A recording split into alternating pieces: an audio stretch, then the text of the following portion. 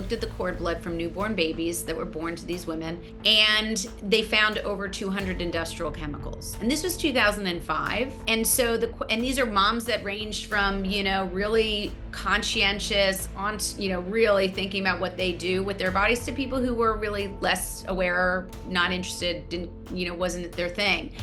And it just goes to show how, believe it or not, there's, this is what makes humans humans. We can all be exposed, no matter what our product choices, no matter what our socioeconomic background, no matter how fancy our lipstick and expensive. It doesn't mean it's safer from chemicals. It may be that it's a better brand for other reasons that they, but it does not in any way mean that there's safer chemicals, because it's true that across the board, these regulations apply, or lack thereof. To give listeners some context, let's give them some perspective about two big organizations that on paper are designed to help protect consumers, but really speaks to the fact that there is a lot of special interests that influence policy that does ultimately impact consumers, our health, our exposure to toxins, et cetera.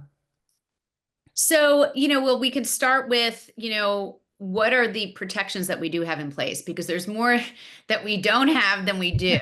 So let's start right there. So when I talk to folks and, get into the sort of the history of how we got into this pickle of having over, 100,000 chemicals that are, human made in the products that we love, literally in the products we love. I love cosmetics, personal care products, on textiles like stain guard chemicals, in building materials, that are in our drinking water just because of how they get in there. If you think about that number of chemicals and how recently in human history, literally history, meaning in the last 100 years, that most of these chemicals have really skyrocketed in terms of their development, mostly after World War II, because that was when there was a lot of wartime need for changes in how we store and send food overseas, pesticides for pestilence, and preventing our soldiers overseas from getting ill with malaria and various other infections. So there was a huge number of chemicals that really developed out of what you would consider a need for, protection, a need for reducing the use of resources that are natural, and also because of convenience, right? I'm not going to discount convenience. It's a constant component of our lives. And unfortunately, the laws that were set up back even in 1938 under the Federal Food, Drug, and Cosmetics Act was really the starting point of some type of oversight with Delano Roosevelt. So we had this question of how do we protect people from chemicals, and it actually started from a company called Lash Lore that was making mascara and made a lot of women blind. And the daughter of one of the victims actually wrote to the president at the time, and it really put it in motion to say, hey, listen, maybe we should be thinking about what we put in our cosmetics, maybe even our food. The unfortunate thing is nothing came of that 1938 legislation regarding ingredients. It was about a page and a half in the entire document of thousands of pages to have some type of protections, required testing of any kind. And it didn't happen, really.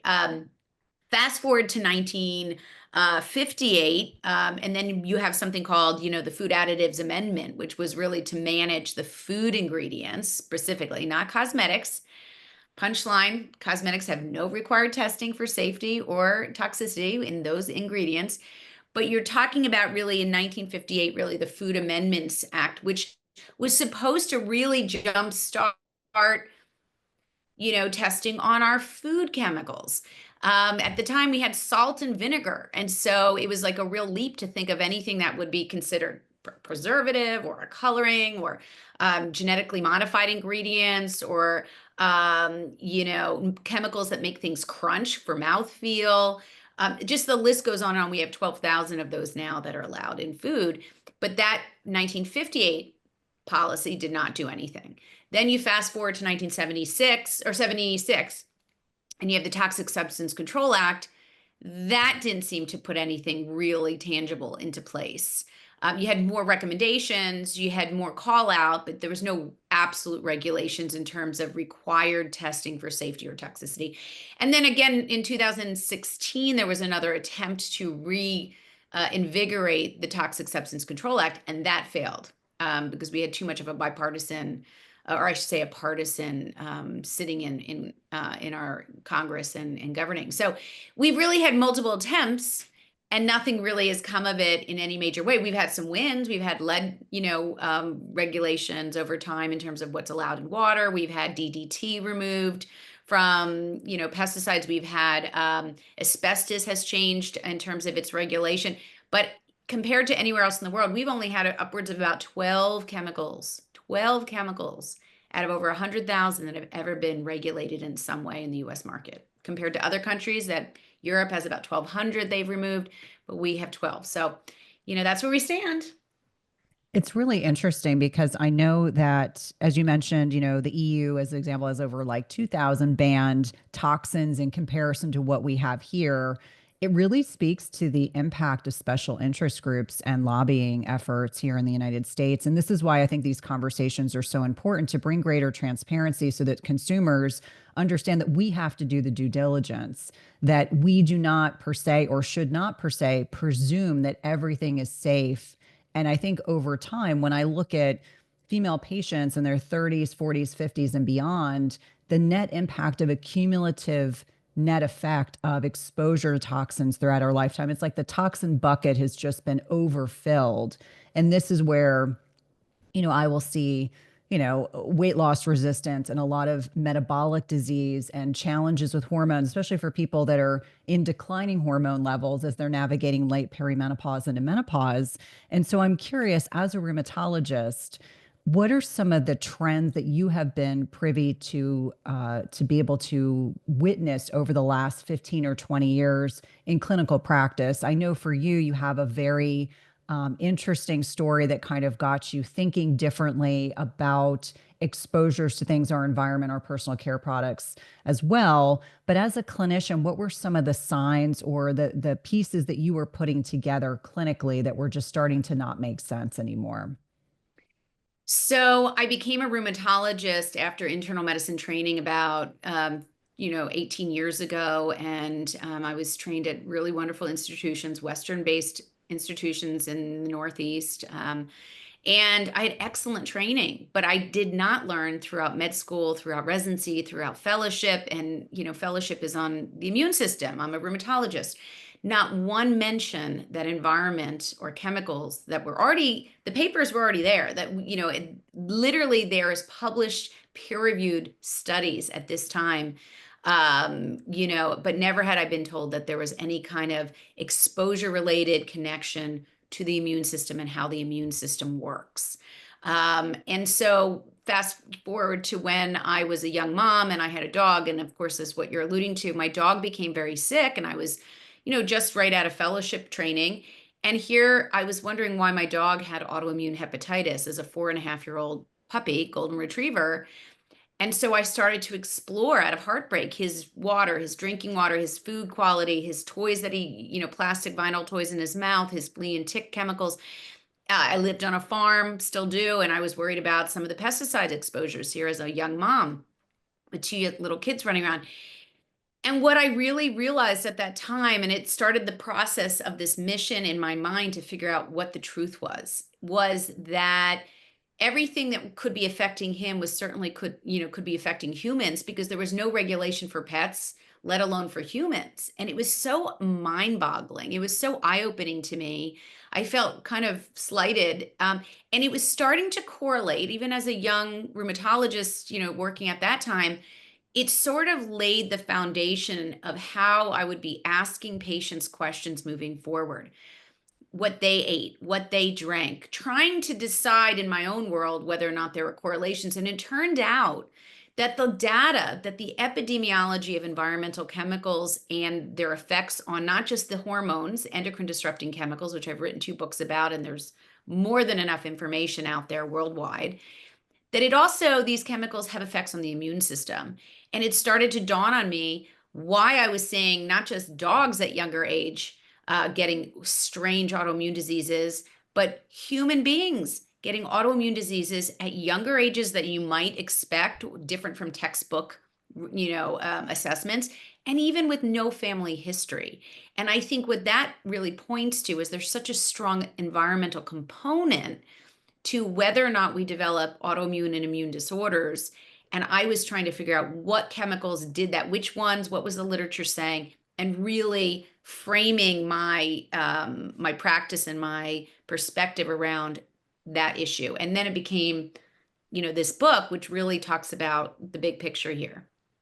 Well, and I think that, for listeners, there's really, I mean, every specialty in medicine touches on the immune system, but nothing like rheumatology does. So for me, the fact that you were making these connections, over the course of the trajectory of your career is quite significant. And I think that a lot of people in traditional allopathic medicine, I always like to give credit. I am allopathic trained. I'm also functional integrative medicine trained. I would say there's a blessing to allopathic medicine. If you have an emergency or an urgency, that is where it really shines. But on a lot of prevention, chronic disease management, we don't per se look necessarily at the root cause, and that's why I think this conversation is certainly so important. One thing that really stood out to me as I was going through your book was issues around tap water. It seems like such a benign, kind of innocuous entity.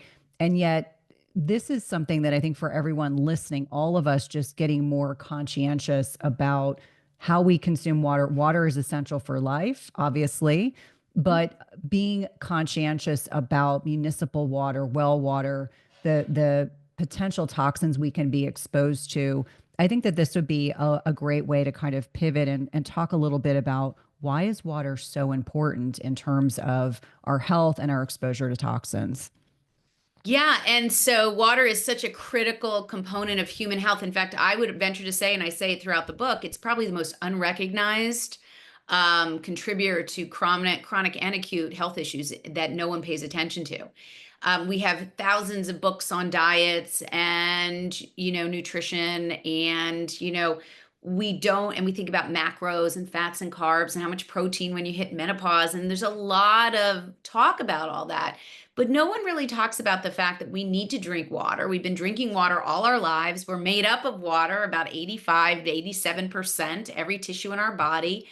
And we kind of take it for granted, kind of like sleep. We take a little bit of it for granted because we get away with it and we kind of can't see these toxins in our water. It's clear. We can't necessarily smell them. So it gets a pass. And my feeling was we need to just like really learn just the basics on water, because when you know just the basics, it's not hard to motivate into some of the recommendations that I give in the book and kind of really, lay it out. Um, and so just really quick basics is that we have a municipal water system in the United States, which, by the way, is far better than any third world country, but it certainly wouldn't be, in my opinion, enough for human health, disease prevention. So that's why I'm sharing this.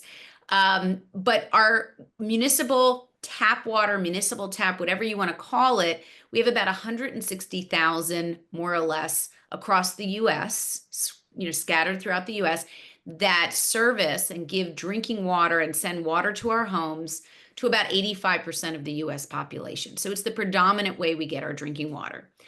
Wells, on the other hand, service the other 15% of the US population. And that could be a personal well under your home if you're really rural, if it's a town. Usually it's more rural and away from water lines. Either way, what we need to know is that it doesn't matter where your water comes from, and I'll tell you why, because you want to clean it when it hits your home, when it hits the point of use. And the reason being is that under the Safe Drinking Water Act, for the municipal tap, the 160,000 wastewater treatment plants follow a law called the Safe Drinking Water Act that's dated back to 1974 and has had very little change since that time in terms of its oversight of, get this, 91 chemicals. So there are 91 chemicals that are required to be tested at these wastewater treatment plants. And if they hit a higher level than they're allowed, so it's their allowable, it's designated by the EPA, allowable maximum concentration level, or MCL, for that chemical. And it's designed for a 200-pound man drinking 2 liters of water a day. So that doesn't really encompass everyone in the country. and 91 chemicals since that time. So we're talking 50 years. As I mentioned earlier, the chemicals that exploded were in the 1940s and 50s after the Safe Drinking Water Act. So we now have this problem where we have all these wastewater treatment plants that are not equipped or capable, don't have the infrastructure to really clean water, given what we now know can get into our water systems from lakes, from streams, from sewage, from manufacturing runoff, from rainwater. It gets from, air pollutants. So there's a variety of ways water gets dirty and then it can't get cleaned before it comes to our home. In addition, we add chlorinated chemicals to prevent pestilence and severe diseases. This is why we're not in the 1600s. But we also add detergents, and those do not come off when they leave.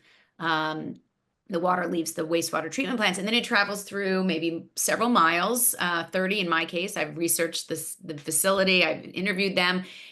It goes through piping, PVC piping, if it's replacing lead piping. So again, all these maybe breaks in the system. It gets to your home pretty dirty, pretty unfiltered, pretty contaminated. And when you get small loads of these contaminants, just like you would maybe from personal care or from air quality problems, or even from your diet, you're adding up problems over time. And I think that's what people forget, is that the littlest amounts actually can have big impact, not only from a chemistry perspective and how they work, which we now know, but also from overload from even just the dose makes the poison perspective as well. Well, and I think you bring up so many good points. And one thing that I want listeners to think about is that our current water treatment facilities do not filter out hormones. So if you are on the pill, if you are on HRT, et cetera, I mean, most drugs that are excreted renally, that we're urinating, they get into the water supply. So it's kind of like this toxic stew. And I did actually ask a urologist who was a guest. I said, is there any way to filter out hormones, exposure to hormones? And he said, there's very few options at this point. And that's not even counting for the microplastics, which I know Mhm. really proliferate in our water supply. And this is why, sometimes when I travel, I have to kind of forget for a second the fact that I may have to buy bottled water in the airport because I get dehydrated so easily. But this is what we're thinking about, kind of I have big a fix picture. for that, Okay, I want Cynthia. to hear it. I want to hear it because I do a lot of travel and sometimes there are Yeah. not, they give you those little water fountains, but you're like, I don't know what's in there. So sometimes that can be challenging in of itself. Yeah, these are risk benefit trade-offs. And it's interesting that you say that because I actually post on the Smart Human, is my platform on Instagram and TikTok and Twitter and all that, is videos when I'm traveling, because I did do a lot of travel for this book promotion. And I was a big, I was a, bottle person. I would go over to this big wall of bottles, and it turns out that each water bottle has an ingredients label, which you would never even think to look at because water's water, right? Again, something we just overlook. But it turns out that ingredients label, that spot on the bottle, will tell you how the water was cleaned, whether it was distilled, which is most popular in terms of sales. Believe it or not, the gall of having municipal tap I've seen on plastic water bottles. Like, okay, I could have just filled it up in the sink in the bathroom. And then the third one is reverse osmosis, which I will tell your audience is the best choice because despite the fact that you can't get all the microplastics from the packaging out, okay, that's the risk benefit ratio. You're still going to have water that, if it's true that that's how they cleaned it that way, will be more aggressively cleaned than distilled in general. So, reverse osmosis is something you can get in your home as a filter, but it's also something you can look for on plastic bottles. And I've actually since made a change to just bring my stainless steel, I don't promote brands, but stainless steel container without a plastic lid or flip top. I use just and I actually now bring it every time I travel because it's thermal and you can get hot coffee and tea. But you can also fill up with carbon block, which is what most institutions have, is a big carbon block, which is not as great as reverse osmosis, but then you save water. I mean, money, you save also microplastics likely in terms of your contamination. So everything in life's a risk benefit ratio. And I just like to throw that in the book because I want people to know we have lots of options. Whatever's right for you is the choice. It's not so much what I tell you to do. It's not perfection. I'm not even, 100%. I'm an 80-20 kind of gal. My hair's colored. My kids play lacrosse on, toxic turf pretty much every day. So we're working through life in a very reasonable way here, where this is not about judgment or regret. Do you have a recommendation in terms of, do you think that there's value in testing your home's water? And the reason why I'm asking is that, what may be in my water in Virginia may be very different than Florida, California, et cetera. And so we actually had our water tested and then, ensure that the filtration system that we have for the house actually can filter out the things that we have the greatest concerns about. Cadmium, for whatever reason, is more prevalent in our area. So that was something that we wanted to be conscientious about filtering out. That's a great question. So I started doing a lot of testing in my own home out of my own curiosity for the recommendations of filters that I give to my patients. I didn't want to give them a recommendation that actually wasn't working. So I started doing testing. There are third-party testing companies. I do not, and they're in the book. All the recommendations, I promise, are in the book. One of them is Tap Score. I do not have any endorsements or brand affiliations with anything because of the work I do with schools and high schools and curriculum. But I will say, I do also really think about people's financial situations, especially people who are searching for answers, spending a lot of money maybe on, supplements that they may or may not need to take or should take, maybe on doctors, maybe any number of things people are spending money on. It's limited. So when I think about our bodies, like I think about our water, I think instead of testing, just know that it's dirty. Our bodies are contaminated. Our water is contaminated. Spend that money that's about $300 for a water testing kit and put it to buying a $300 reverse osmosis water filter under your sink or on top of your sink. A plumber putting it in is $150 for 1 hour. $400 up front, you've got this system that you don't even have to fill up. If you're busy, like I'm telling you, I've tried all these filters, they send them to me, and once you're done filling it up, you got to sit there for 10 minutes filling it up again. So I think convenience plays into your choices, but also the type of filtration, the cost. Even comparing in the book, I compared to the drop-in filters that are carbon block, they can add up. So I just want people to think about all the different options. So testing, back to your question, to me is great if you're interested and great if you want to find out, but it is at that moment. It's kind of like blood testing. At that moment is what we're getting a snapshot of. But if you have a flood or a tornado or it's seasonal and you're in the corn belt and you're getting sprayed with pesticides, you're in the Northeast like I am and you're getting sprayed with glyphosate or what have you, um, that water quality is going to change. Arsenic levels, cadmium, heavy metals, chlorine levels, all of these things will vary at a moment to moment basis. You can also check, I even have a resource where you can check by zip code what your most recent testing could have been, but it might be a year old, but at least it gives you an indication and supports the fact that there's contamination, because I don't think there's a zip code in the US that is not contaminated. So I think that, and it's such a good point. I think for people that are listening that feel a sense of overwhelm and dread, like they love these conversations, but then they dread these conversations. It sounds like and I know there's so many good resources, objective resources yeah, for options depending on someone's budget, their comfort level. I absolutely. usually say, like, pick one thing at a time. Don't feel like you have to make all the changes all at Right. once. Yeah. Um, in terms of kind of looking comprehensively at vulnerable periods in our lives, when individuals, you mentioned that you talk to schools, you've got teenagers at home, as do I. When are the vulnerable periods? If people are listening, they can kind of be attuned. Obviously, small people growing are going to be Mhm. more susceptible to toxins than an adult. But we know that there are certain stages in our lives when we can be more susceptible to chronic accumulation slash exposure to toxins. Where would be the areas that you would suggest our community really leaning into? So I would say starting with, and listen, all periods of human exposure, of development of and exposure is a potential harm, right? But it is true that we are vulnerable at certain periods of human development more so than others. And so, for instance, during pregnancy, and I say this not to blame moms or dads, not to blame anyone who didn't know better, because as I talk about in the book, I was rolling up to Mickey D's every morning with my oldest son and having a full-on egg pancake breakfast while pregnant. not worrying about the hot plastics, not worrying about the synthetic maple syrup, not worrying, I'll probably get sued here, but, I was not worrying about anything at that time because I did not know better. But when you know better, you can start to do better, and it's not about judgment, it's a journey for everybody.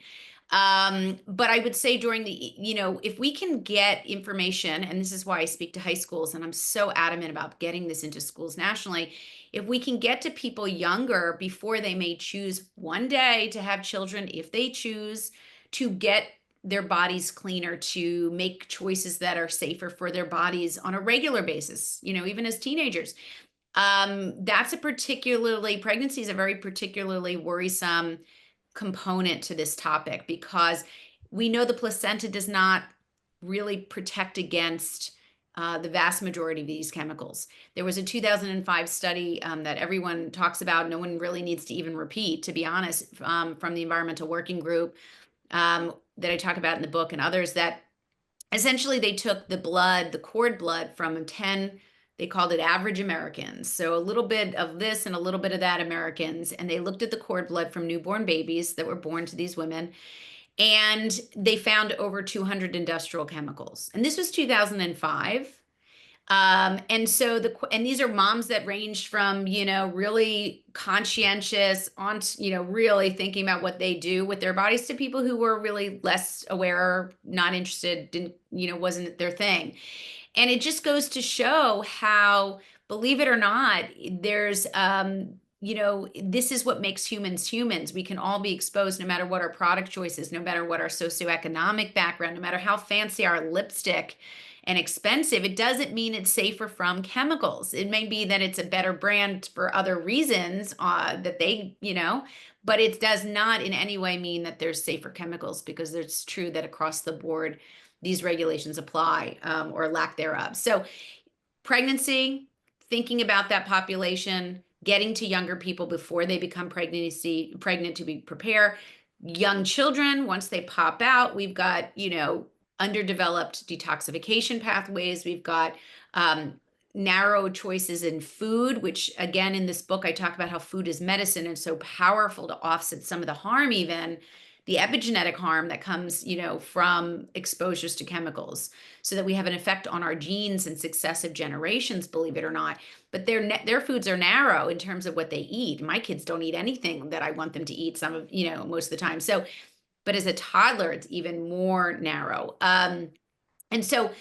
And they also hand mouth behavior. So they're touching dust and they're putting things in their mouths. And so that developmental period is pretty vulnerable. And then we have my favorite group here, because of my kids, teenagers. So by definition, teenagers, I mean, literally by definition, their hormones are teeming.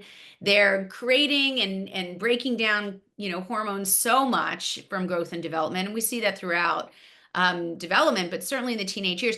They happen to also use the most number of personal care products in a 24-hour period than any other demographic. And so they are more exposed to many of the chemicals that can affect fertility and can affect growth and development, that can affect, hormone sensitive cancers potentially down the line, and heart disease with phthalate exposures down the line. And so we have all the data to show this. The question is, how do we get these kids to care? And I've been working on that, and they're very open to this material, by the way. And then we have even menopause. Like, we discount menopause as a time period where it's not a big deal, right? You lose some of your estrogen, big whoop. You get some pains and aches and whatnot, it goes away and you're fine. Hot flashes, done. But it turns out that period of, again, flux of hormones is also a very vulnerable period for exposures. And when I talk about in the book endocrine disrupting chemicals as they affect hormones, they're also immune disrupting chemicals as well. And so I talk about how they're very, these systems in our bodies interconnect and communicate. So it's not like they're separate. They actually work in concert together. Well, and it's interesting because you talk in the book about toxin exposure may also cause earlier onset of menopause. We know the average age here in the United States is 51. I see plenty of women going in their early 40s, mid 40s, late 40s, way before that kind of 51 mark. And the other thing that I think is really interesting, and I just finished my second book talking about the gut microbiome, And the interrelationship between estrogen and immune function is absolutely fascinating. Mm, That loss of estrogen has such a profound impact on not just susceptibility to infections, but rise in autoimmunity. And so I know for you, because this is your area of expertise, I think that there's not enough discussion about the immune modulating properties of estrogen and why it's so important. We think about it for so many other things. And yes, bone right. protection, heart protection, cognition, but also the immune system.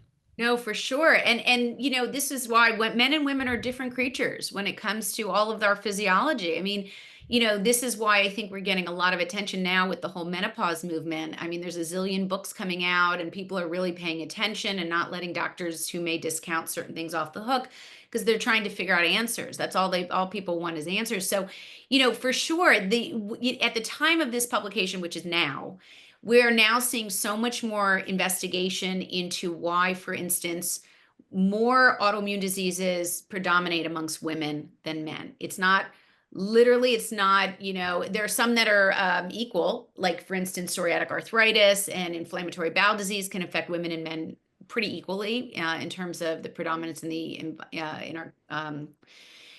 our demographics, but we have some that are more male dominant like ankylosing spondylitis, but we have majority of them rheumatoid lupus, MS, even Guillain-Barré syndrome. They tend to be more female dominant, and the question is why. And why is it also during certain periods, like rheumatoid is more pronounced, or the incidence is higher during the years of fertility? So, sort of like 20 to 40, so to speak, in the textbooks. I'm seeing, these issues happening younger. And so does the data support this. That's one of the reasons why I was so urgently called, I think, to this mission and this book.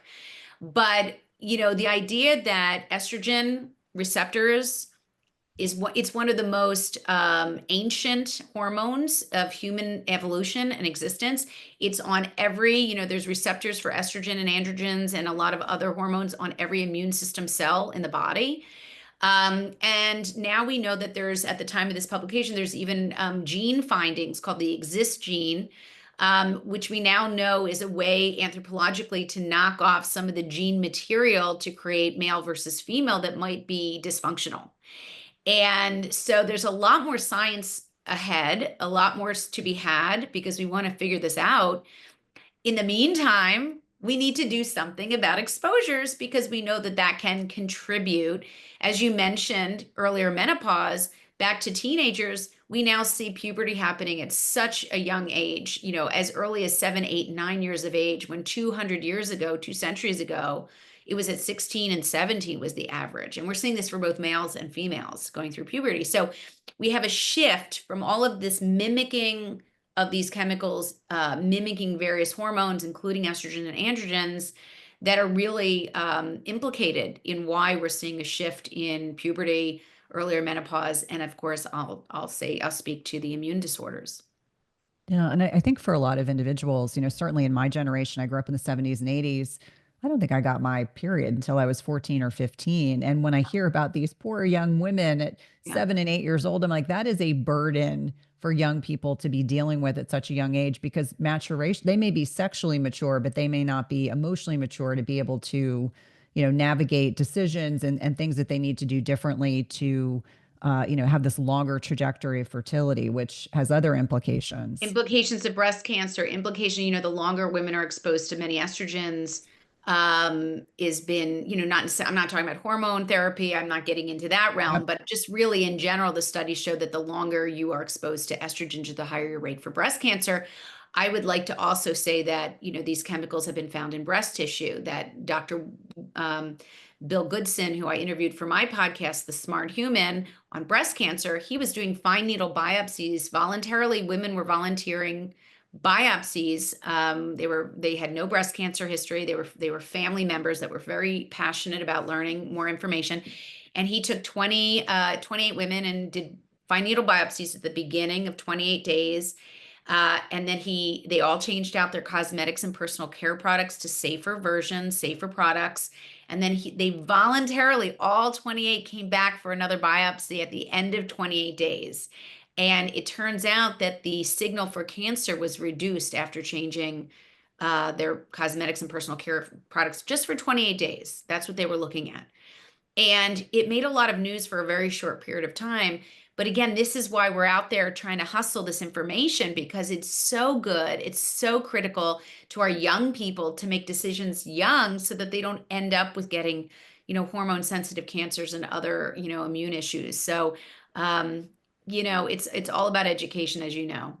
Yeah, absolutely. And really speaking to the fact that those simple changes have a large impact that, Mhm. I think for a lot of people, they're like, I'm overwhelmed with having to make so many changes. Every change is going to have a positive net impact. That's the point of why I think this discussion is so important. Let's briefly talk about processed foods because I think people, again, they assume whatever's in the grocery store has been regulated, is safe to consume. And I think the more that we understand about, just reading ingredient lists, being conscientious about avoiding certain ingredients can be very, very helpful. I'm not suggesting that, if the bulk of your diet is the process or processed foods, that can slowly be improved upon. But in the interim, as you are navigating better choices, reading ingredient lists in and of itself can be very, very helpful. For sure. And, I break that down in the book, and I want people to know that, our food system is really, it's unbelievably fraught with problems. It's not just eating, processed and ultra processed foods, which, by the way, not only have thousands of untested, unregulated, and grandfathered in ingredients. Because there was no oversight in these ingredients, and they designated as generally recognized as safe, meaning it's voluntary safety information from manufacturers, not required by third party testing. And so when we think about the food industry, that's one aspect. But we should also be thinking, and I call attention to the nutritional value of our food now, not just the processed and ultra processed foods, which we would certainly think, if they're packaged, less likely to have nutrient value. But, even our produce travels a very long distance before it gets into our supermarkets. Even our soil quality in terms of the nutrients that our plants and produce actually absorb is very limited. And, packaging, food packaging is an incredibly important route of contamination into the food and drinks that we drink. I mean, you could have organic canned foods and it will still have an epoxy plastic BPA lining. That's part of the food packaging regulation, not part of the food industry per se, separate issue. And so, through the book, instead of overwhelming people, I want to get them, right to the solutions. One of them is, listen, frozen USDA organic, which matters because USDA organic is one of those few regulations that actually does work. But USDA organic foods are a great option because it reduces pesticides and fertilizer chemicals. It also does not allow for genetically modified ingredients. It also means that produce has been grown in soil that's organic as well. It also has a lot to do with how much spraying is done and by which types of chemicals. And it's not a perfect system, don't get me wrong, but it's the best thing we have. But frozen USDA organics, every big box store now has their own brand. So you could be in Podunk, wherever, and you might actually have access to really great frozen USDA organic produce because it has all the nutrient value because it's flash frozen. They pick it and they run it to the freezer and they package it up.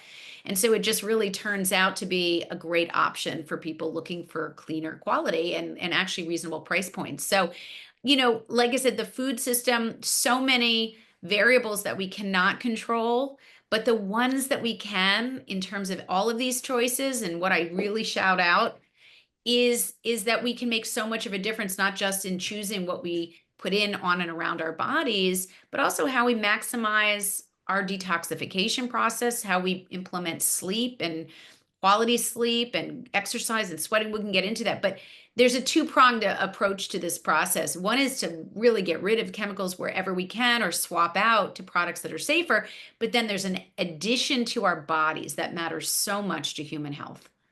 Yeah, I love that you brought up the flash frozen fruits and vegetables because it's a very cost effective way for people to continue enjoying the fruits and vegetables that they love. Like I always mention, I have kids that want berries in the middle of winter. They're going a long day. Sorry.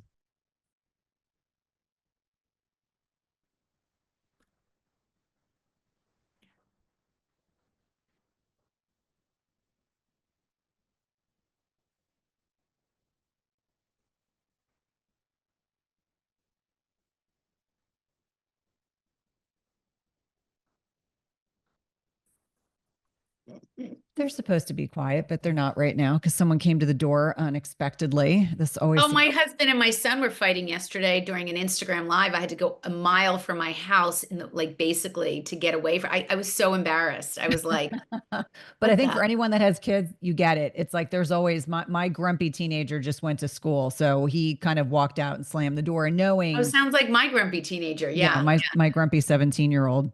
Oh, me too. Okay, gotcha. But no worries on my end. Yeah. What I would say is before we talk about supporting detoxification, which is a big concept, I would love to at least briefly touch on some of the medications that we know impact the microbiome vis-a-vis changes to, again, immune signaling and endocrine mimicking chemicals, because I do think this is important. I think for a lot of individuals, again, we assume with the exception of maybe antibiotics, which I think everyone understands that does have a significant disruption to the microbiome. A lot of these other medications that seem benign and innocuous are actually not. Yeah, look, I am not anti-medication overall, but I mean, I use them all. As I mentioned, as a rheumatologist, my patients will have major problems if they don't have medications, including the biologics and all the ones that were developed over the last 25 years since I was in training. They are mind-blowing in many cases, but they don't always have to be used reflexively. I think that's the problem. We need more tools to try out prevention, root cause. Let's figure out the gut microbiome and how it plays out. Let's change our diet, our stress, all that, because that is ultimately what you want to solve upstream. You don't want to necessarily just go to the punchline and have to stay on the punchline, even though it may work, right?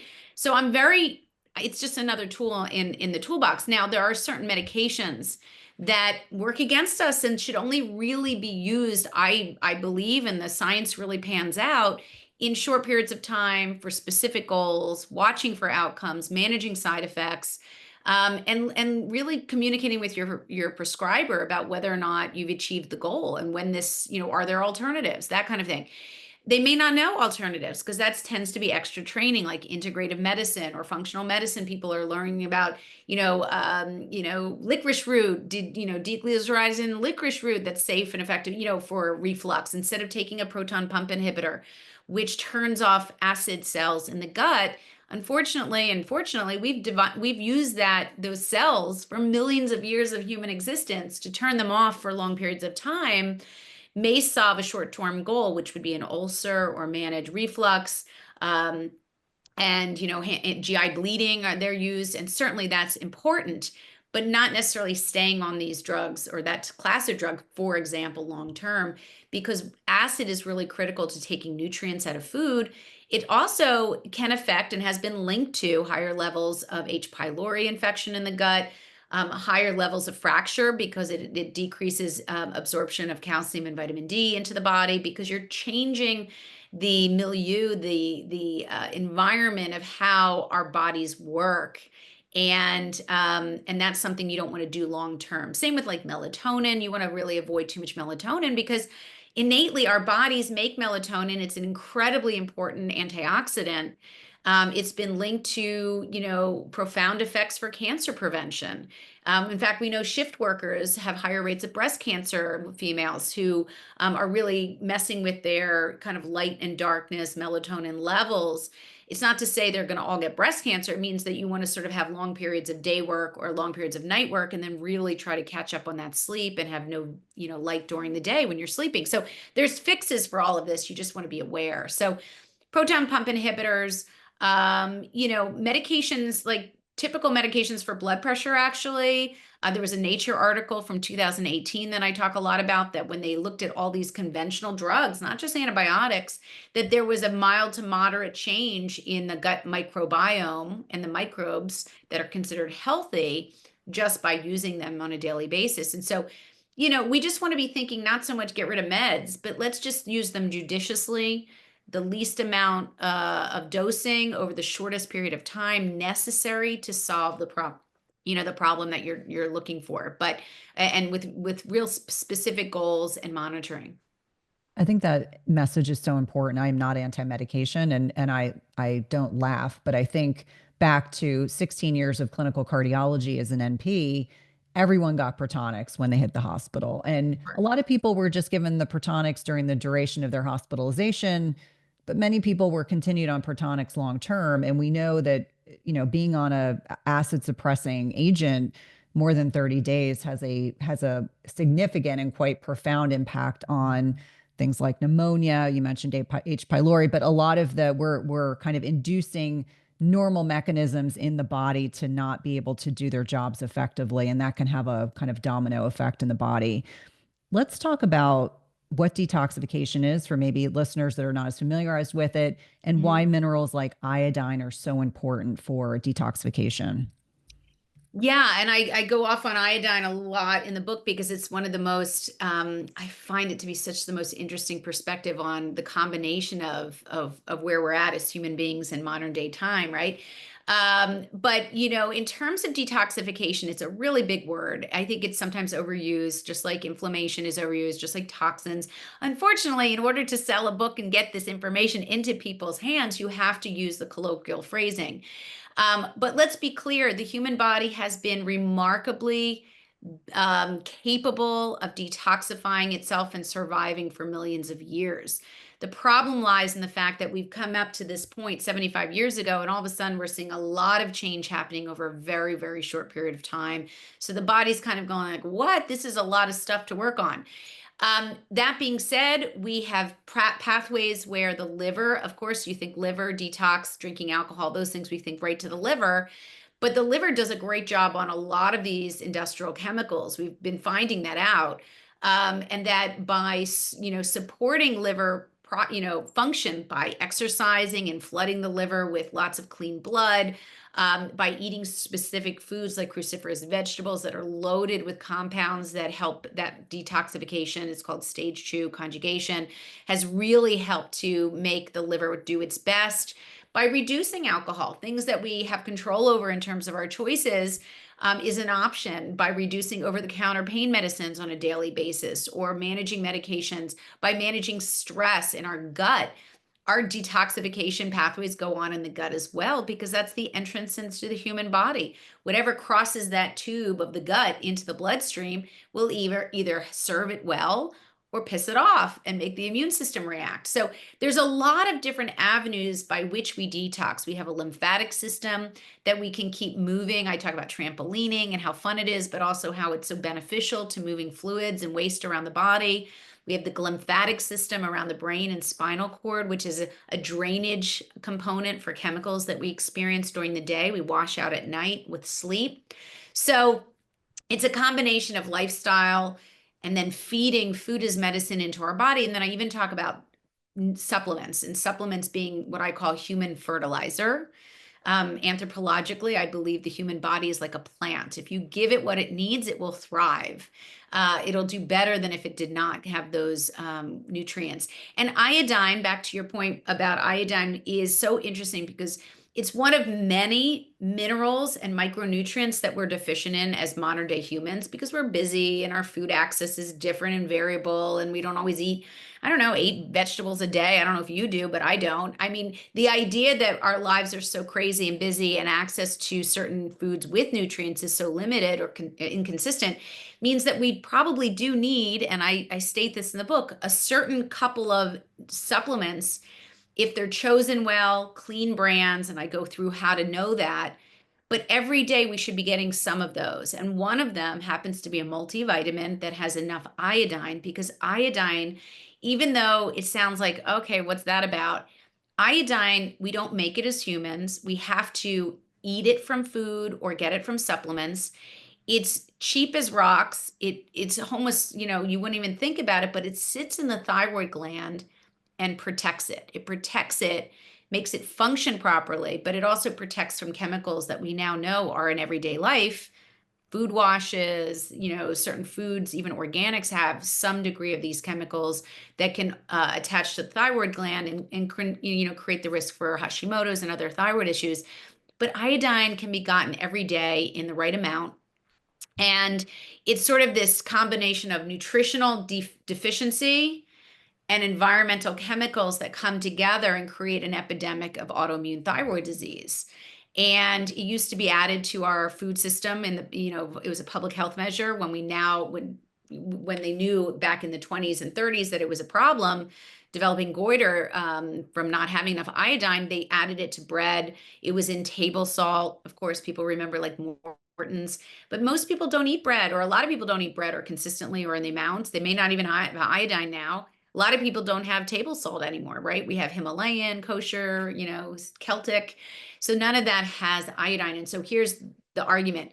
If you take four of these four nutrients in supplements in the way they should be taken with the right amounts, you're going to get something into your body every day that helps protect you against a world you may not be able to control. I think that's a really important point. And I feel like iodine is one of these minerals in the functional integrative medicine space that it can be by itself, it can be super polarizing. Like there's the camp of they're very pro just iodine supplementation, others are anti. So I think the idea of taking it in a multivitamin is a Right. great way to ensure that you're getting some, but not too little and not too much. And I think that that is an important and certainly Yeah. an important distinction. And liquids are very variable, so you have to be really thoughtful about how it's taken and not to do too much because you can end up having hyperthyroid. So, but it's in the book. I'm trying to just give people a framework by which to talk to their primary care or their healthcare provider, and then take it from there. Yeah, I think that again, it's such an important point. And that's where the instance of taking a multivitamin, you're going to get a little bit, but not too little and not too much. I'd love to kind of end the conversation today talking about something that was really not on my radar, but you bring up in the book, talking about the role of noise pollution. You mentioned that according to the WHO, 1.5 million years of healthy life are lost annually, in this case in Western Europe, but this could be extrapolated to all westernized countries because of traffic noise. So Yeah. let's kind of briefly touch on noise pollution because, again, this was not on my radar, but when I read it in the book, I was like, this makes so much sense. Why aren't we Yeah. even addressing or discussing this? Yeah, and in my last book, Non-Toxic, I think I did a little bit more on this area, but even people who live near airports have higher rates of cardiovascular disease. Um, Now, whether or not they teased out air pollution or not, who knows? But I know it was directed towards the just the sheer amount of noise pollution. And again, my training in anthropology and my interest in anthropology has always led me to question, did we just land here with nice shoes and great cologne, or did we really have this, history where there was no synthetic light and the noise was just not omnipresent, and just sitting in silence is such a phenomenon. I mean, I find myself yearning for it, but not always getting it. And, it's why do we need it only on vacation sometimes? Like we should really be infusing it into our lives. So, the idea that we are such vulnerable creatures plays into the idea of exposures. It plays into the idea of, such the hustle to survive.